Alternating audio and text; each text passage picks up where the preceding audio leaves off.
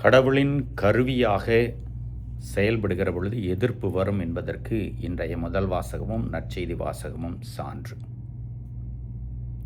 எரேமியா இறைவாக்கினர் கடவுள் சொன்னதை அறிவிக்க அதை மக்கள் ஏற்றுக்கொள்ளாததால் அவரை கொல்ல தேடுகிறார்கள்.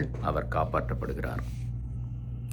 இயேசுவின் வழியை ஆயத்தப்படுத்த வந்த புனித திருமுழுக்கு யோவான் இயேசுவை சுட்டி காட்டுகிறார், சான்று பகர்கிறார், மக்களை தயாரிக்கிறார்.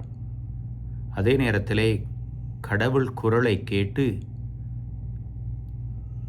பாவத்தை சுட்டி காட்டுகிறார். கடவுள் குரல் நம் உள்ளத்திலே கேட்கப்படுகிற பொழுது அது நன்மையாக, வழிநடத்துதலாக, கொடையாக பிறருக்கு போகும்.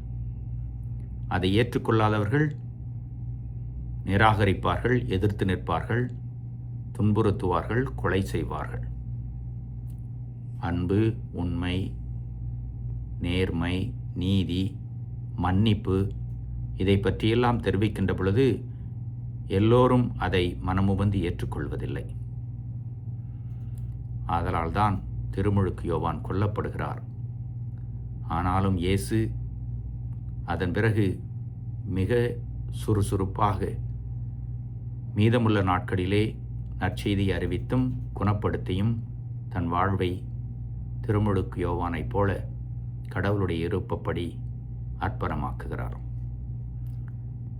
நீங்களும் நானும் அதே கடவுளுடைய பணியை எங்காவது செய்கிற பொழுது இப்படி எதிர்ப்பு வரலாம், மறைசாட்சியாக கூட மறிக்கலாம். இருந்தாலும் கடவுள் துணை இருக்கிறார், வழிநடத்துகிறார் என்பதை மறக்கக்கூடாது. கடவுள் அன்பு வெல்லும், கொடையாகும். இறைவன் என்றென்றும் வாழ்த்து பெறுவாராக.